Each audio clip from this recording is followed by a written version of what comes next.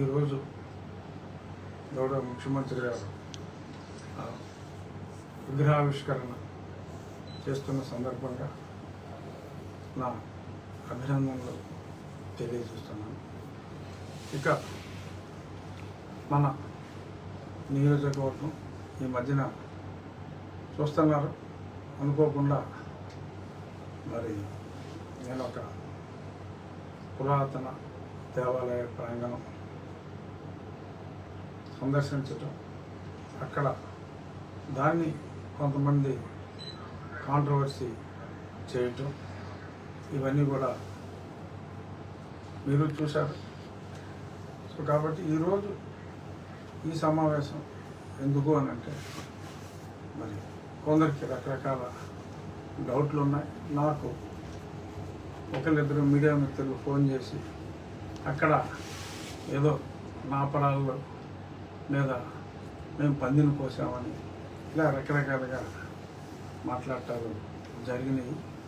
మరి దీని మీద మీరేమి చెప్తారు అని చెప్పి అడిగితే, నువ్వేదో అడగటం నేను చెప్పడం కాదు, ఇటువంటి ప్రశ్నలు, ఎందుకంటే వారు వీడియోలు చేశారు కాబట్టి చాలామంది మధ్యలో వారు మాట్లాడింది, వారు చెప్పిన అబద్ధాలని కొద్దిమంది అయినా నమ్మే అవకాశం ఉంటుందేమో, మనం ఒక ప్రెస్ మీటే పెట్టి క్లారిఫై చేద్దామనే ఉద్దేశంతో ఈ ప్రెస్ మీట్ని మనం పెట్టడం జరిగింది.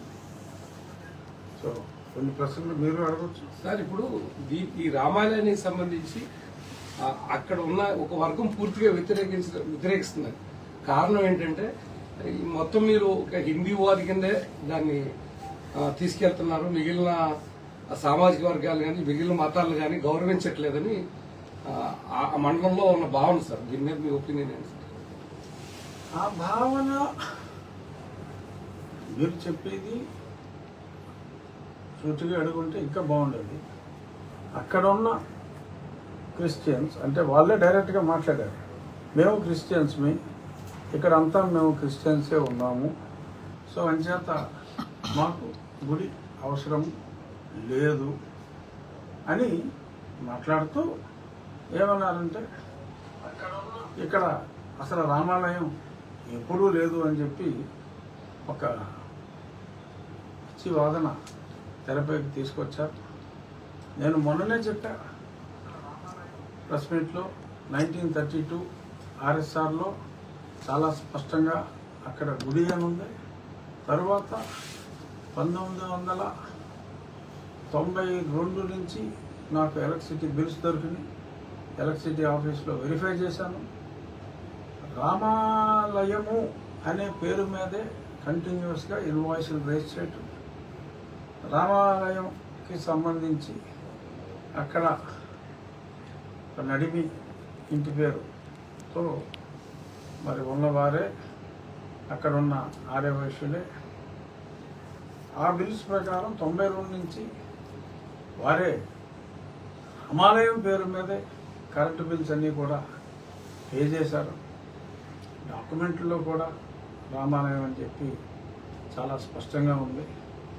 మరి బిల్లులన్నీ రామాలయం పేరు మీద ఎలక్ట్రిసిటీ బోర్డు రేజ్ చేసి ఆర్ఎస్ఆర్ రిజిస్టర్లో ఆ రకంగా ఉండి, మరి ఆ టైంలో ఆ ప్రాంతంలో దానికి చుట్టుపక్కల ఏదన్నా స్థలాలు రిజిస్ట్రేషన్ అయితే ఉత్తరం ఉంటే ఉత్తరం, దక్షిణం ఉంటే దక్షిణం, ఆ అవతల లాంటి సరిహద్దును బట్టి ఇక్కడ ఉన్నది రామాలయము అని చెప్పి అతి స్పష్టంగా కూడా ఆ మెన్షన్ చేసిన తర్వాత మేము పందిని కోసాం, మా పూర్వీకులు ఇంకేదో చేశారు, నా ప్రేమ మీద ఏదో పేరు ఉంది. ప్రతి దేవాలయం, పాత దేవాలయాలన్నింటిలో ఆ రోజుల్లో నాప్రాయ వేసినప్పుడు ఏ రాయి కంట్రిబ్యూట్ చేసిన వాళ్ళు వారి పేరు రాసుకోవటం అనేది రివాజు.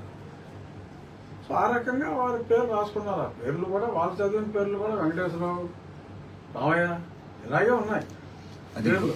అది గొంతెమ్మ గుడి అసలు రామాలయం కాదు, మీరు ఎక్కడో చెడిపోయిన విగ్రహాలు తీసుకొచ్చి అక్కడ పెట్టారు అంతే తప్ప కరెంటు బిల్లు కట్టేస్తే మీ గుడి మీద అయిపోతుందా అని వాళ్ళు ప్రశ్నిస్తున్నారు సార్.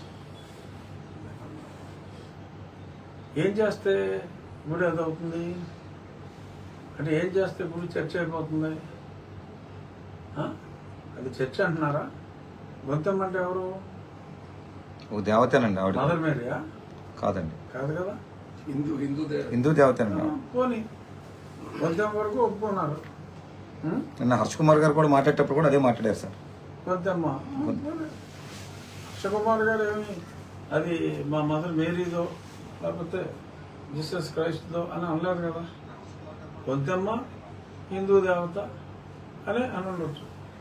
సరే, అక్కడ రామాలయం ఉన్నదన్నది నిజం, నమ్మకమే కాదు నిజం. దానికి డాక్యుమెంట్లే సాక్ష్యం. సో మరంత స్పష్టంగా ఉంది. అక్కడ ఉన్న ప్రజలు కూడా మాకు రామాలయం ఉన్న స్థలంలో రామాలయమే కావాలి అని చెప్పి కోరుకున్నారు.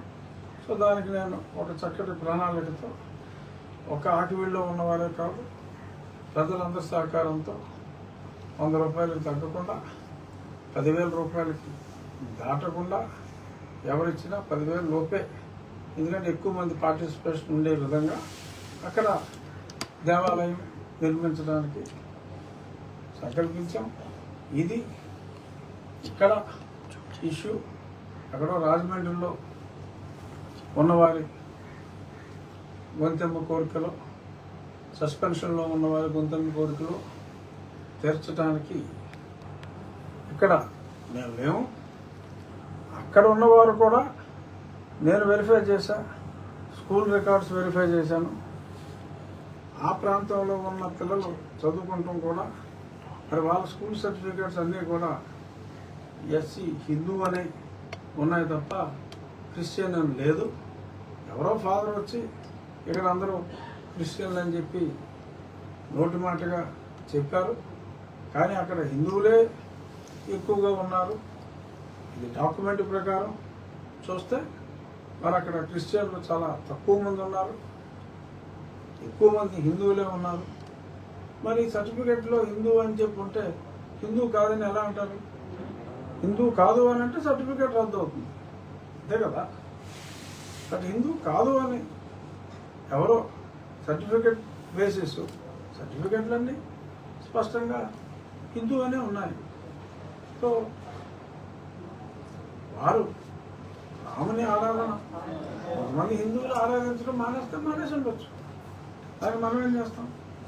గుడి ఆరాధించేవారు కోరుకుంటున్నారు, ఆరాధించేవారే గుడికి వెళ్ళి రాముని ఆరాధన చేస్తారు.